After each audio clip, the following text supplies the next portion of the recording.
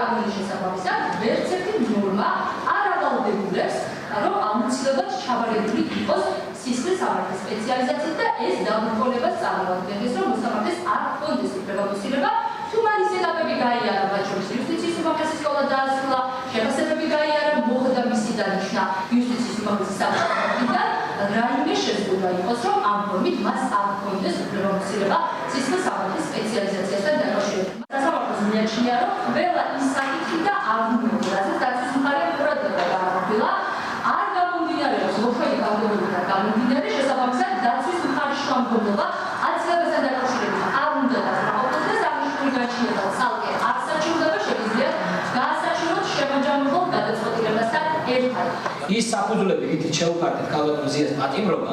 ის რომ თურმე არსებობდა ჰიპოთეტურ წარმოუდგენელ მოწმეებზე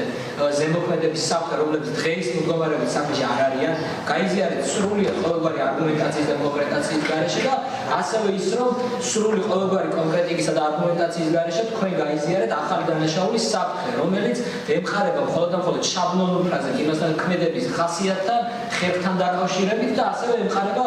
საქმე ადმინისტრაციულ საფრთხეს, რომელიც დღემდე განხილული არ არის. სწორედ ამის გამო ვაყენებ თქვენ შუამდგომლობას და არა უტრირებულად როგორც განიმარტა, რომ თითქოს მხოლოდ იმის გამო, რომ თქვენ პატიმრობა გამოიყენეთ. არა, პატიმრობა რის გამოც გამოიყენეთ, ეს იყო უკანონო. და ამ უკანონო გადაწყვეტილება რა საფუძვლებსაც დაახდენით, დღეს უკვე წინა სასამართლოს ხილობის მოცემულობიდან გამომდინარე, ნათელია, რომ აი სრულიად უარგუმენტო იყო ეს და არანაირ საფუძველს არ ეყრდნობოდა და ამიტომ თქვენ ჩვენი მხრიდან და ობიექტური დაკვირვებისგან ახმური როგორც მიკერძოებული მოსამართლე